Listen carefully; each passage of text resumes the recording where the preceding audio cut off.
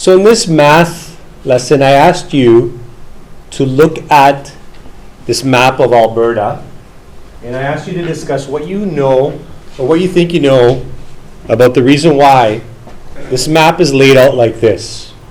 Okay? Who wants to share some ideas? Taha. Well, what I know, when a map is like that, it's like coordinates to see where one place is. Okay. Like, you know how at the bottom of Calgary is a square C2? If you look at it, like the dot, it's in like the C column, and it's the second square. So Okay. that's why it's located like that. So I'm going to repeat your answer because it was a good one. You said Calgary is in square C2. So we have C's at the bottom and 2 is over here. And you're absolutely right. Calgary is located in C2.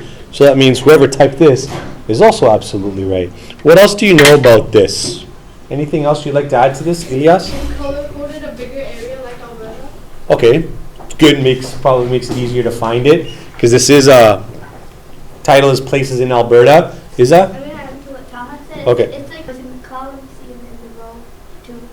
Okay. Column C, row 2. Is there any other names that you might have heard? The columns and the rows, in this case, be referred to as? Or have you always seen it like this? Atia. This is a grid, you're right. Mubashir. Well, it's kind of like Battleship. You need to find like the numbers. Like, Battleship? it's kind of like that. What's Battleship? Tell us what Battleship is. It's kind of like a game like this. It's like C2. Like You're absolutely right. This is exactly like Battleship.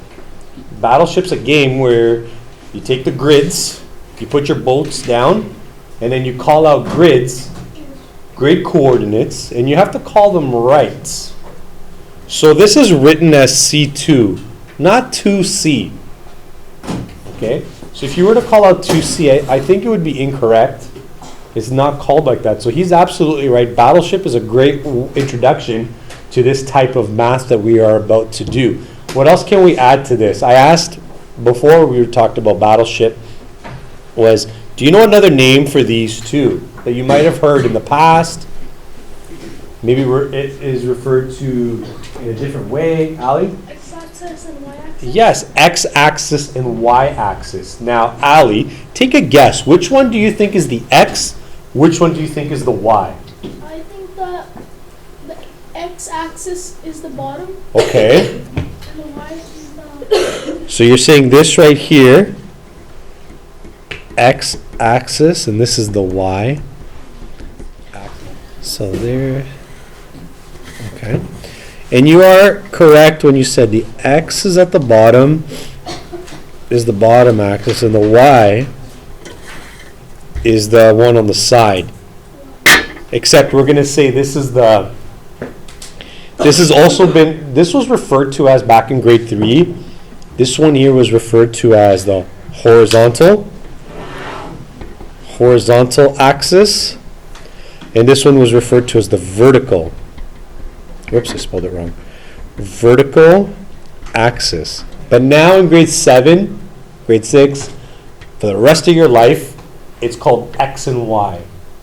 And X goes first, just like in the alphabet. X comes before Y, and this is why it's called an X and a Y. Well, it's the order that we keep it in. Okay? So you said Calgary is C2. What about Edmonton? Where can we find the lucky city of Edmonton? The ever so lucky city of Edmonton that we will grow to hate because we lost the draft lottery. Miriam. Do we agree? Miriam said it's D4. Yes. Sounds good? Looks good? Edmonton is located in D4, so Edmonton is D4. Okay? Now I'm going to add another city here. And you tell me what its coordinates would be. Now this is an approximate location, so if anyone's watching from Alberta, I apologize if I do not put this in the right section. But let's look at other great cities in Alberta. So here, this city right here. First of all, what are the coordinates of the dot I just put on? I think it's better if I write the city name after. What are the coordinates? It's D1. That city is called Lethbridge. Lethbridge is D1. Let's do another city. Here's another good one. Some of you studied this city in your guided reading. Fort McMurray is right, approximately right here. I'm going to say it's around here. I know it's close to the border of Saskatchewan and it's north. What are the coordinates for Fort McMurray? E6. E6 is the coordinates. Good. Okay, perfect. So what I want us to also make a connection to is, where do you see similar types of coordinates in real life? So can you think of a geographical use, or what geographers would use this for? You might have seen it on Google Maps. You might have seen this on your GPS, or you might have seen it on your personal devices when you take a photo, whether it's with your iPhone or any other device, and the picture under the information shows some weird numbers. Hussein? It shows your location. So location, so how would we describe this location in another way? Because in real life, mathematicians use XY axis. Geographers do not call it an XY axis. Geographers call it something else. Right, it's called latitude and longitude. Latitude and longitude. And this is measured with north, south, and east and west. So here is the coordinate grid. So if I put down the points, point A would be 3, 2. Where would point A go? It would go right here. Okay, mark it. Put a little circle. Oh, you do a little circle? Okay, so perfect. Thank you. So that is point A, and then you would put point A here. If I had to go 5 spaces to the right and plot point B, 2 questions. Where would point B be, and what are point B's coordinates? Be about there. Okay, let's label it B. B. Okay, well, we use capital letters, okay? That's okay. What are point B's coordinates? Go right to, up to.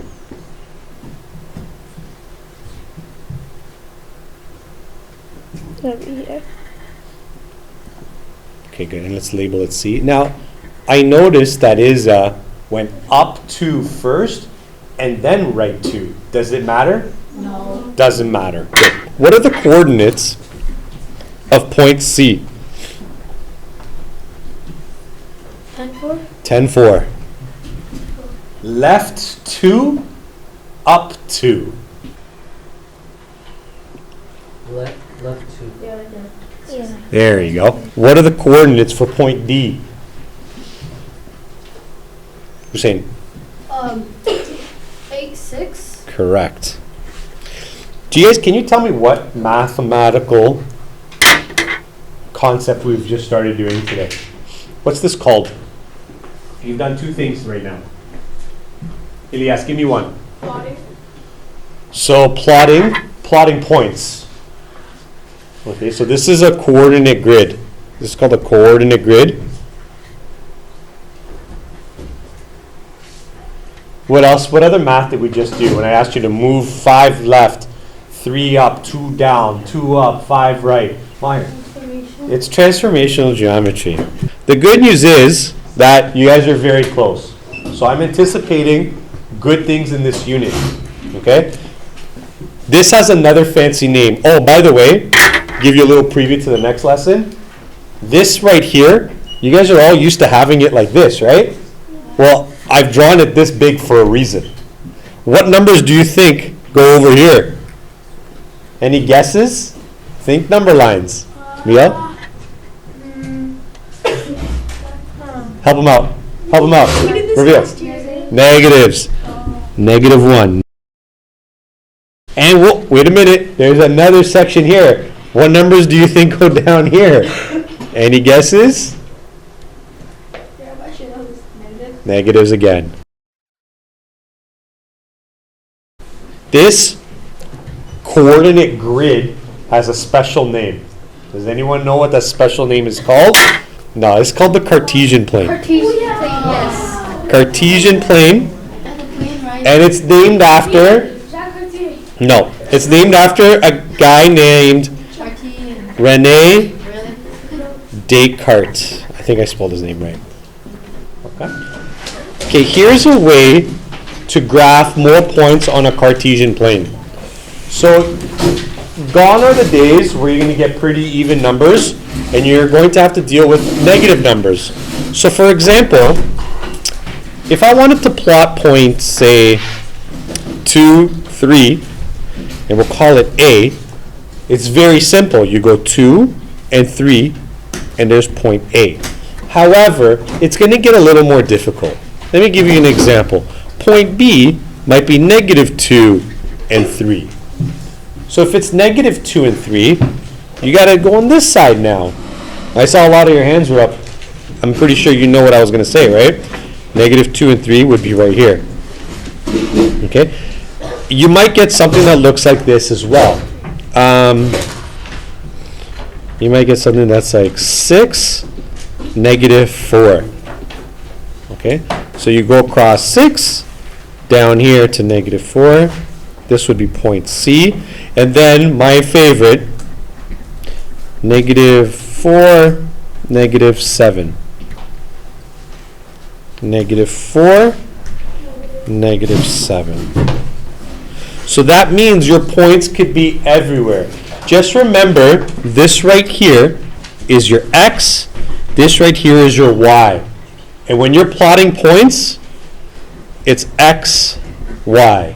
If you could remember that, you are golden for this unit.